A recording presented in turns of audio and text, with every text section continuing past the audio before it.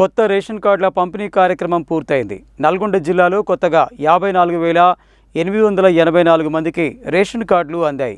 నల్గొండ జిల్లాలో కొత్త రేషన్ కార్డుల పంపిణీపై ఫోకస్. గత ప్రభుత్వ హయాంలో చాలా కాలం పాటు కొత్త రేషన్ కార్డులు జారీ చేయకపోవడంతో చాలామంది రేషన్ కార్డుల కోసం ఎదురు చూశారు. ఈ నేపథ్యంలో తాము అధికారంలోకి వస్తే కొత్త రేషన్ కార్డులు పంపిణీ చేస్తామని గత అసెంబ్లీ ఎన్నికల సందర్భంగా కాంగ్రెస్ పార్టీ హామీ ఇచ్చింది.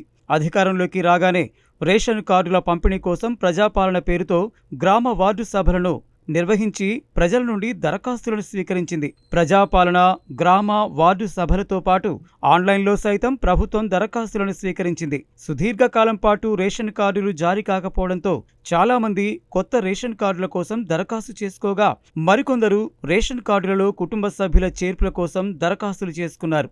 నల్గొండ జిల్లాలో మొత్తం 72,000 కొత్త రేషన్ కార్డులకు దరఖాస్తు చేసుకోగా, అధికారులు అన్ని దరఖాస్తులను సమగ్రంగా పరిశీలించి 64,884 మంది దరఖాస్తులు సక్రమంగా ఉన్నట్లు గుర్తించి వారికి రేషన్ కార్డులను మంజూరు చేశారు.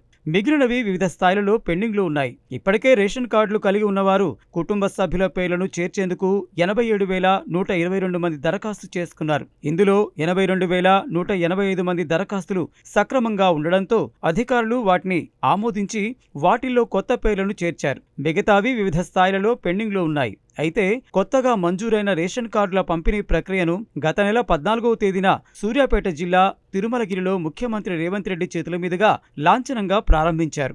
నాటి నుండి మొదలైన కొత్త రేషన్ కార్డుల పంపిణీ ప్రక్రియ ఇటీవలే ముగిసింది.